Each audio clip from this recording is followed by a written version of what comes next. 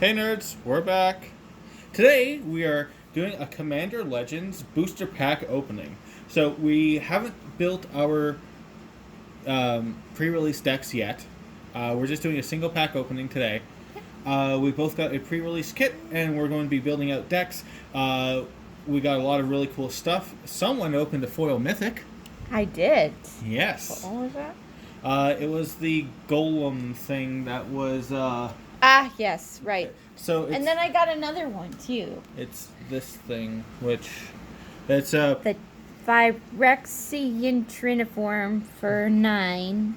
It's a 9/9 golem. Golem. Either way. Golem's the character. Golem is the thing. I'm sure. When it dies, you create 3 colorless golem artifact creature tokens. And it has Encore for 12, which means you can play it from your graveyard. Yep, it doesn't exile from the graveyard, so you can do that as many times as you can. The tokens attack every other player, and they don't get exiled. They die. So each one of... If we're playing a 4-player game, you attack, you make 12 3/3 tokens for 12 mana, which is really, really cool. So that's the best pull we've got so far. Let's open up and see what we get. So, we opened up Nevinrill, which was the one you were looking forward to the most. Sorry, I am truly bad at opening these. I don't know why we decided that I would be the one to do this. It's childproof, and obviously at 29 I am a child. No.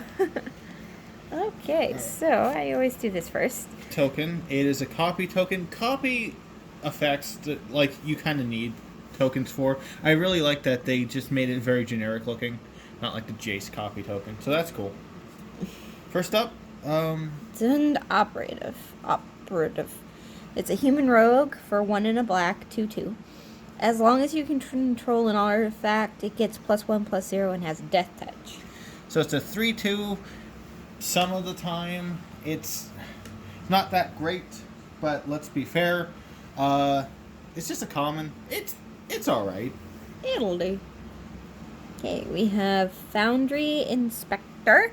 It's a 3/2 construct, artifact creature for 3. Artifact spells you cast cost 1 less to cast. That's just straight amazing.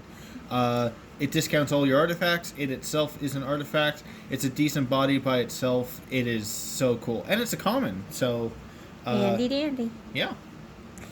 Okay, we have Aqueous Form, Enchantment Aura, for 1 blue, and you enchant a creature. It can't be blocked, and whenever enchanted creature attacks, you scry 1. Cool. That's good. That'd be okay in Gleemax, when you make Gleemax stupid big. Yep, and can't you double those?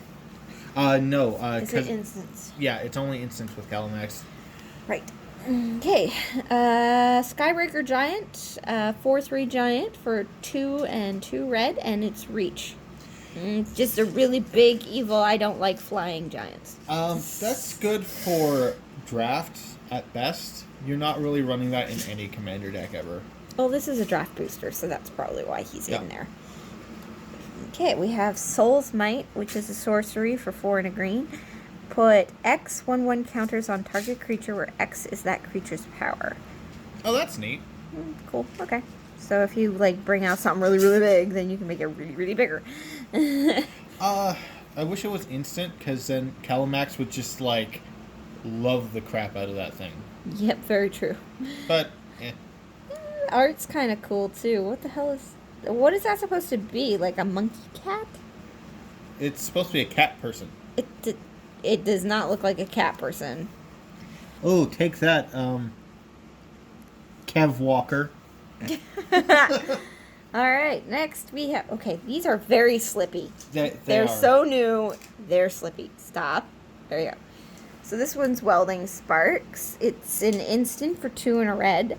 It deals X damage to target creature, where X is 3 plus the number of artifacts you control. So at worst, it deals 3 damage to a creature, which is okay.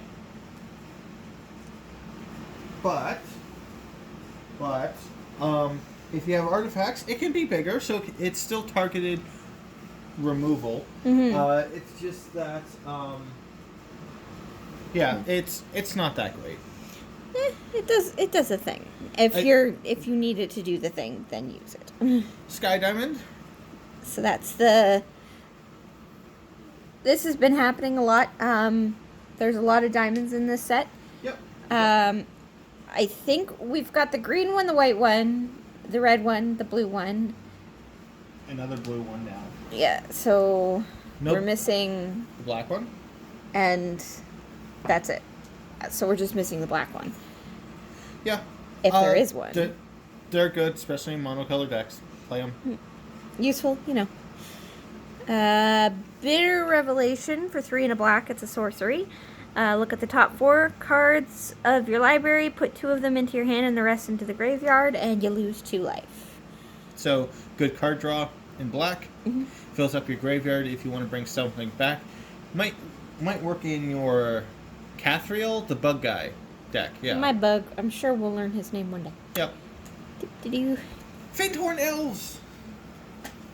For 1 green, add a green mana. Simple. And it's a 1/1, so, you know. This is just going in my good elf blocker. deck. Yeah. It is straight going in my elf deck. It is an elf that does elf things. Elfie elves. Great. Yeah. Alright, and we have Scholar of Stars for 3 and a blue. It's a human artificer, 3/2. When Scholar of Stars enters the battlefield, if you control an artifact, draw a card. A lot of that in these packs. Artifact big stuff. Yep. It's not a bad effect, card draw. I just wish you kind of did it by default instead of having a conditional. Like, if you didn't draw your artifact yet, it's kind of sucky, but whatever. Yeah. Alright, next we have Sky Whaler's Shot. 2 and a white, instant. Destroy target creature with power 3 or greater, and scry 1. So if somebody brings out something really big, then get rid of it and look at your thing. You man some harpoons and you shoot it down. It also has scry on it, which actually is good in white because white needs help. It always does. Our Millery Sphere for 2. Artifact. 2 and tap it for... sack it. Search your library for up to 2 basic land cards, reveal them, and put them into your hands, and shuffle your library. If it went on the battlefield, it would be great. And not in your hand. Yeah, it's handy if you're, like, really mana poor. Yeah. Daring Saboteur, Human Pirate, 2/1 for 1 and a blue. 2 and a blue, and it can't be blocked. And whenever it does combat damage to a player, you may draw a card. If you do, discard a card. That's not a very good creature. Yeah. I mean, it would be good if you were to put, like, the Aquatius? I don't know how to say that. If you put this on it and made it unblockable permanently, so you can scry 1 and then draw a card and discard a card, that'd be neat. It's not something I'm interested in doing in Commander, but in, like, Draft, that's okay. Yeah, I guess so. There's a lot of pirates pirates everywhere. Okay. Frenzied Saddle Brute is a Orc Warrior 5/4 for 4 and a red. It has haste. All creatures can attack your opponents and planeswalkers your opponents control as though those creatures have haste. So I like him. So it gives you and all your stuff. And everyone's stuff haste, so long as they're not attacking you. Yeah. So if you want to incentivize everyone attacking everyone but you, this guy's amazing. Plus he's in red, so Thantis the Weaver would probably be a good fit for him. It's a good card. I really like that. Next we have Patron of the Valiant. Angel, 4/4 for 3 and 2 white. Has flying, and when it enters the battlefield, put a +1/+1 counter on each creature you control with a +1/+1 counter on it. It's win more, right? Like, yeah. Like you're already building up a 1/1 counters on all your stuff. This is just adding more to that. It's still not a bad creature at a flying 4/4. If it had vigilance, it would probably just be... It would be great. The art's stupid good, though. Yes, very true. I do like this art. Alright, next we have the Court of Grace, which is an enchantment for 2 white. When it enters the battlefield, you become the monarch. At the beginning of your upkeep, create a 1/1 white spirit creature token with flying. If you are the monarch, create 4 white, 4 white. There we go. Angel creature tokens with flying instead. So you create a 1/1 if you're not the monarch, and you make a 4/4 if you are the monarch. Yes. So not only is the monarch drawing you cards like it normally does, it's also giving you angels. Sure. That's great. If you got to be very good at keeping the monarch, though. You have to understand it too. I've never seen it in play yet, so I'm kind of sketchy on the whole monarch thing. I'm sure we'll get to it.